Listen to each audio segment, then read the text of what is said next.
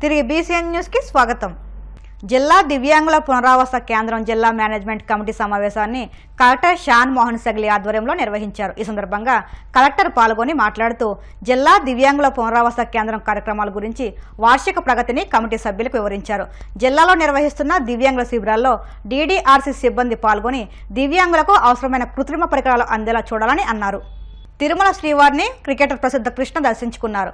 VIP ప్రారంభ విరామ దర్శన సమయంలో స్వామివారి సేవలో పాల్గొన్నారు. టీటీడీ అధికారులు స్వాగతం పలికి దర్శన ఏర్పాట్లు చేశారు. దర్శనానంతరం రంగనాయకుల మండపంలో పండితులు వేదాశీర్వచనం చేసి స్వామివారి తీర్థప్రసాదాలను అందజేశారు. ఆలయం వెలుపల పలువురు భక్తులు సెల్ఫీలు తీసుకునేందుకు ఆసక్తి కనబరిచారు. హైదరాబాద్ పాత బస్తీ జియాగూడలో ఘోరాగ్ని ప్రమాదం జరిగింది. మొదటి అంతస్తులో మొదలైన మంటలు క్షణాల వ్యవధిలో 3 అంతస్తులకు వ్యాపించాయి. పరుపులు, సోఫాలు, కుర్చీలను తయారు చేసే గోడౌన్ కావడంతో అగ్నికీలలు ఎగసిపడ్డాయి. ప్రమాద సమాచారం తెలియగానే ఫైర్ సిబ్బంది నగరంలోని 10 ఫైర్ ఇంజన్లతో మంటలను అదుపు చేసే ప్రయత్నం చేశారు. మొదటి అంతస్తులో సోఫాలు తయారీ గోడౌన్ ఉంది. 2, 3 అంతస్తుల్లో 4 కుటుంబాలు నివాసం ఉంటున్నాయి. భవనాన్ని అగ్నికీలలు చుట్టుముట్టడంతో ఓ వ్యక్తి తప్పించుకునేందుకు పైనుంచి కిందకు దూకడంతో 2 కాళ్లు విరిగిపోయాయి. అతడిని ఆసుపత్రికి తరలించారు. బలం ఉందని సంకేతాలు ఇచ్చేందుకు జగన్ ఢిల్లీకి వెళ్లారని మాజీ మంత్రి డొక్కా వరప్రసాద్ అన్నారు. ఏపీలో అధికారంలోకి వచ్చిన కూటమి గొంతు నొక్కేందుకు జగన్ ప్రయత్నిస్తున్నారని, తనకు ఎలాంటి హాని జరగకుండా ఉండేందుకు వ్యూహాల్లో భాగంగా మోదీకి లేఖ ఇచ్చేందుకు వెళ్లారని ఎద్దేవా చేశారు. అనంతరం మహాకవి గుర్రం జాషువా వర్ధంతి కావడంతో వరప్రసాద్తో పాటు పలువురు నాయకులు ఘన నివాళులర్పించారు. మహాకవి గుర్రం జాషువా గారి వర్ధంతి సందర్భంగా తెలుగు భాషాభిమానులకి, తెలుగు ప్రజానీకాన్ని అందరికీ కూడా శుభాకాంక్షలు తెలియజేస్తూ ఉన్నాం. ఒకసారి వారి యొక్క సేవలు, వారు తెలుగు భాషకు వారు చేసిన సేవ మన గుంటూరు జిల్లాకు వారు తెచ్చిన కీర్తి ప్రతిష్టలు, ప్రపంచ తెలుగు సాహిత్యంలో ఒక గొప్ప సాహిత్యాన్ని, పద్య కవిత్వంలో ఒక మధురమైన సాహిత్యాన్ని సృష్టించినటువంటి మహాకవి గుర్రం జాషువా వారు తెలుగువారు అవ్వటం, వారు మన జిల్లాకు చెందినవారు అవ్వటం అనేది నిజంగా మనందరికి గర్వకారణం. వారి వర్ధంతి సందర్భంగా వారి సాహిత్యాన్ని మన్నం చేసుకుని, వారి సేవలను గుర్తు తెచ్చుకుని, తెలుగు సమాజం ఎలా మారాలి, భారతదేశం ఎలా మారాలి, భరతమాత కోసం పరితపించినటువంటి మహాకవి గుర్రం జాషువా. భరతమాత స్వాతంత్రోద్యమంలో కూడా పాల్గొని మహాత్మా గాంధీ శిష్యుడిగా అనేక కార్యక్రమాలు, అనేక సాహిత్య సృష్టి చేసినటువంటి వ్యక్తి గుర్రం జాషువా గారు. అంటే ఢిల్లీలో మోడీ గారికి ప్రేమలేఖ అందించడానికి టీడీపీకి 16 పార్లమెంట్లుంటే నాకు 15 పార్లమెంట్ సభ్యులు ఉన్నారు, నా అవసరం మీకు ఉంటుంది, నేను మీతో ఉంటాను, మీరు నా జోలికి రావద్దని చెప్పడానికి వెళ్ళినట్టుగా తెలుస్తాను.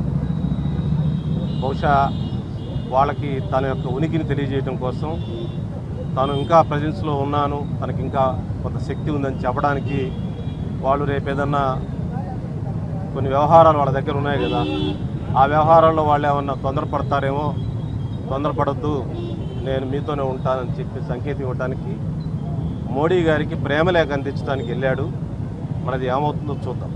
కానీ రాష్ట్ర సమస్యల మీద ఆయన ప్రత్యేక హోదా మీద కానీ, పోలవరం మీద కానీ, నిన్న బడ్జెట్ కేటాయింపుల మీద కానీ ప్రస్తావించకుండా కేవలం రాష్ట్ర ప్రభుత్వాన్ని నెల 15 రోజులు పసిపాపని రద్దు చేయాలి, గొంతు నిలమాలని చెప్పి కేంద్రాన్ని డిమాండ్ చేయటం ఇంకా పచ్చి ఆరలేదు. డెలివరీ అయ్యి నెల 15 రోజులైంది. వెంటనే రద్దు చేయి, వెంటనే చంపే ఆ ప్రభుత్వాన్ని అని చెప్పి పసిబిడ్డను చంపేయమని డిమాండ్ చేయటం ఆయనలో ఉన్నటువంటి మానసిక పరిస్థితికి అది నిదర్శనం అని చెప్పి తెలియజేస్తూ, ఇప్పుడు ఎలా ఉందంటే ఢిల్లీ యాత్ర ఎలా ఉందంటే, ఆయన 5 సంవత్సరాలు కూడా ఆయన పరిపాలించాడు. ఆయన 1000 ఎలుకలు తిన్న పిల్లి తీర్థయాత్రలు పోయినట్టుంది, కాశీ యాత్రలు పోయినట్టుంది. ఏమిటది, ఏముందని పోయాడు? అప్పుడే 4 రోజులు 15 రోజులు. రాజకీయాలు చాలా కాలం పనిచేయాలి, ప్రజలతో పనిచేయాలి. 5 సంవత్సరాలు ప్రజలకు ఇంటర్వ్యూ ఇవ్వలేదు, ఎమ్మెల్యేలకు ఇంటర్వ్యూ లేదు, పార్టీ నాయకులకు ఇంటర్వ్యూ ఇవ్వలేదు. కనీసం ఇప్పుడు ఇంటర్వ్యూ ఇచ్చి సమీక్షించుకొని నువ్వు ఒకళ్ళొకళ్ళతో మాట్లాడి ఎందుకు మనల్ని ప్రజలను ధృవీకరించారు, ఎక్కడెక్కడ ఏం పొరపాట్లు జరిగినాయి, వాటిని సమీక్షించుకొని ముందుకు వెళ్ళటం, ప్రజలను చైతన్యవంతం చేయడానికి నీ రాజకీయ కార్యక్రమాలు చేయాలి. కానీ నీకు వాళ్ళతో పని ఉందని చెప్పి, నాతో మీకు అవసరం పడద్దని చెప్పడానికి, ప్రేమలేఖ అందించడానికి వెళ్ళటం అనేది రాజకీయాల్లో చాలా దిగజారుడుతనం అని చెప్పి ఈ సందర్భంగా తెలియజేస్తాను. వార్తలు ముగించే ముందు ముఖ్యాంశాలు మరొక్కసారి.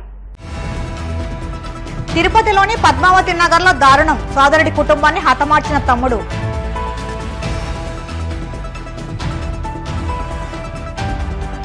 27న బంగాళాఖాతంలో మరో అల్పపీడనం 4 రోజుల పాటు సముద్రంలోకి వేటకు వెళ్లొద్దని మత్స్యకారులకు హెచ్చరిక. ఢిల్లీలో జగన్ ధర్నాపై ఏపీ హోంమంత్రి అనిత సెటైర్లు. నిందితుల పేర్లు చెబితే చర్యలు తీసుకుంటామని స్పష్టం. హైదరాబాద్ పాతబస్తీ జియాగూడలో ఘోర అగ్ని ప్రమాదం. అగ్నికి పూర్తిగా దగ్ధమైన సోఫాల గోడౌన్. ఈ వార్తలు ఇంతటితో సమాప్తం. మరిన్ని వార్తల కోసం BCN detail YouTube channel, Facebook పేజీని ఫాలో అవ్వండి. అప్డేట్ వార్తల కోసం ప్లీజ్ సబ్స్క్రైబ్.